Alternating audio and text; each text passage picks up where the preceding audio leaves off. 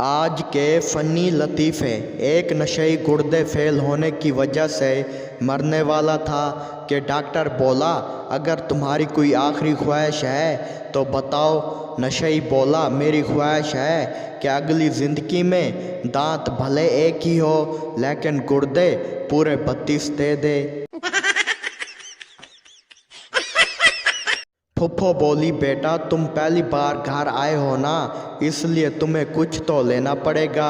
सलीम बोला फुफ्फो ठीक है, आप इतनी ज़िद कर रही हैं तो मुझे अपनी बेटी का हाथ ही दे दो। फुफ्फो बोली चल निकल जा कमीने, दोबारा घर आया तो टांगे हाथ में दे दूंगी। बीवी शोहर से बोली क्या तुम मुझसे प्यार करते हो? शोहर बोला हाँ। बीवी बोली लेकिन आप तो बिल्कुल भी मेरी परवाह नहीं करते। शोहर बोला प्यार करने वाले कभी किसी की परवाह नहीं करते।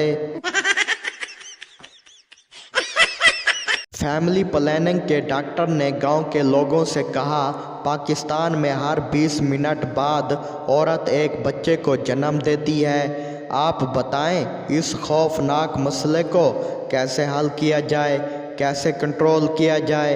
हजूम से आवाज़ आई पहले उस औरत को तलाश करना चाहिए।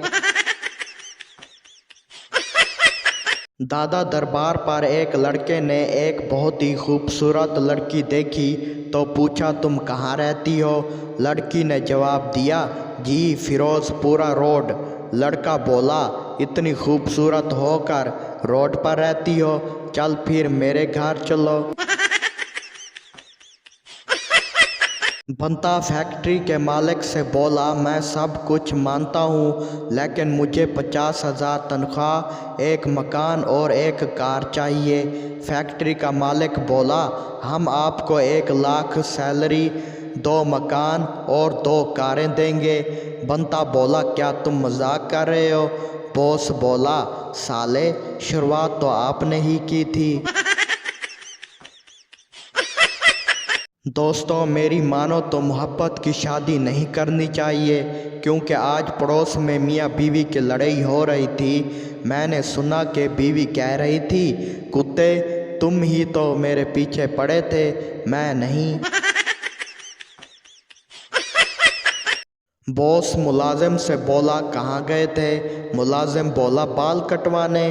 बॉस बोला दफ्तरी औकात के दौरान क्यों गए? मुलाजिम बोला सर बाल भी तो दफ्तरी औकात में ही बढ़े थे। बॉस बोला साले घर में रहते हुए भी तो आपके बाल बढ़ते हैं। मुलाजिम बोला तुमने सही कहा सर, लेकिन जो दफ्तरी औकात में बढ़े थे मैंने वहीं काटे, टकला थोड़ा करवाया है। एक बहुत ही कंजूस बॉयफ्रेंड से गर्लफ्रेंड बोली कल रात तुम मेरे ख्वाब में आए थे। कंजूस बॉयफ्रेंड बोला अच्छा फिर क्या किया मैंने आपके साथ ख्वाब में? कंजूस की गर्लफ्रेंड बोली मैंने देखा कि हम कहीं घूमने जा रहे हैं और जिस बस में हम सफ़र कर रहे थे वो अचानक दरिया में गिर गई, तो हर कोई अपनी जान बचाने की कोशिश कर रहा था, लेकिन फिर भी आपको अपनी जान से प्यारे शख्स को ढूंढ रहे थे। कंजूस बॉयफ्रेंड खुश होते हुए मुस्कुराते हुए बोला मुझे लग रहा है कि मैं तुम्हें ही ढूंढ रहा था ना। गर्लफ्रेंड बोली नहीं, तुम ज़ोर ज़ोर से शोर मचा रहे थे कि वो कंडक्टर कहाँ गया, साले से मुझे 20 रुपये बकाया लेना था। एक लड़की की नई नई शादी हुई, तमाम घर वालों ने सोचा कि वो इसका ख़ास ख्याल रखेंगे ताकि बहू दुखी परेशान ना हो। इस बात को यकीनी बनाने के लिए सास बोली बेटा आज से तुम मेरी बेटी हो, बहू नहीं। कुछ टाइम बाद ससुर बोला आज से तुम मेरी बहू नहीं मेरी बेटी हो। फिर नंद बोली आज से तुम मेरी भाभी नहीं बड़ी बहन हो। शाम को शौहर ऑफिस से थका हुआ आया तो बहू बोली माँ वो देखो भैया आ गया, भैया आ गया। सारा ससुराल बेहोश। दो दोस्त सफ़र कर रहे थे, रात हो गई, खैमा लगाया और सो गए। ایک دوست رات کو جاگا، دوسرے کو جگایا اور کہا آسمان کی طرف دیکھو، کیا کچھ دکھ رہا ہے؟ دوسرا بولا بہت سارے تارے۔ پہلا دوست بولا اس سے ہمیں کیا پتہ چلتا ہے؟ دوسرا دوست بولا آسمان کتنا خوبصورت ہے۔ پہلا دوست غصے سے بولا ابے نیوٹن کی اولاد، خیمہ چوری ہو گیا ہے۔ ایک بار ریلوے میں نوکری کے لیے ایک امیدوار سے انٹرویو میں پوچھا گیا کہ اگر آپ کو ایک ہی لائن پر 2 ٹرینیں آتی نظر آئیں تو ایسی صورتحال میں آپ کیا کریں گے؟ کچھ سوچنے کے بعد امیدوار نے جواب دیا کہ میں فوری طور پر ٹریک بدلنے کی کوشش کروں گا۔ انٹرویو لینے والے نے پھر پوچھا کہ اگر آپ اپنی جگہ پر نہ ہوتے تو کیا کرتے؟ امیدوار نے کہا کہ میں فوراً اسٹیشن ماسٹر کو فون پر اطلاع دوں گا۔ اگلا سوال آیا کہ اگر وہ بھی چھٹی پر ہو تو؟ امیدوار گہری سوچ میں پڑ گیا اور پھر کہا کہ سر سرخ کپڑا لہرا کر ڈرائیور کو اطلاع دینے کی کوشش کروں گا۔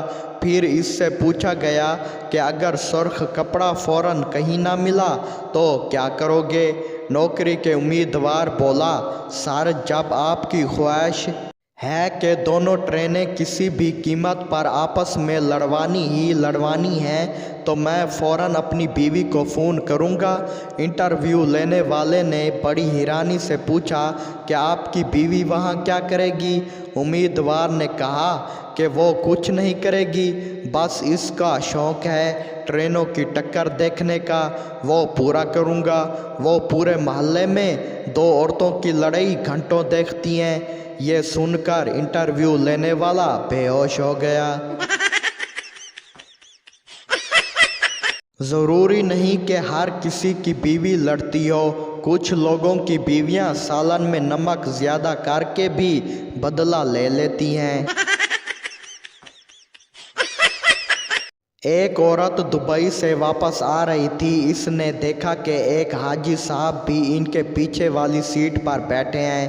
جیسے ہی جہاز اترنے ہی والا تھا وہ عورت حاجی صاحب کے پاس گئی اور بولی حاجی صاحب میں اپنے لیے بال خشک کروانے والی مشین اپنے ساتھ لائی ہوں اور مجھے لگتا ہے کہ اگر میں اسے لے کر جاؤں گی تو کسٹم والے بھاری جرمانہ ادا کریں گے۔ حاجی صاحب بولے تو میں آپ کی کیا مدد کر سکتا ہوں؟ عورت بولی آپ اسے اپنی دھوتی کے اندر چھپا لیں، میں تم سے باہر لے لوں گی۔ حاجی صاحب بولے لیکن دیکھو میں جھوٹ نہیں بول سکتا۔ عورت بولی وہ تمہارا معصوم چہرہ دیکھ کر تم سے کچھ نہیں پوچھیں گے۔ حاجی صاحب راضی ہو گئے اور وہ عورت ان کے پیچھے پیچھے کسٹمر کاؤنٹر پر گئی۔ حاجی پہلے کسٹمر آفیسر کے پاس پہنچے۔ آفیسر بولا حاجی صاحب میں تلاشی نہیں لیتا، آپ خود ہی بتا دیں اگر آپ کے پاس کچھ ہے تو۔ حاجی صاحب بولے میرے سر سے لے کر میری کمر تک کچھ بھی ایسی چیز نہیں ہے جس سے آپ مجھے جرمانہ کر دیں۔ کسٹم آفیسر کو یہ بیان بہت عجیب لگا۔ آفیسر نے دوبارہ پوچھا اور کمر کے نیچے کوئی چیز ہے کیا؟ حاجی صاحب بولے جی بیٹا، دھوتی میں ایک آلہ ہے جو عورتوں کے لیے مفید ہے۔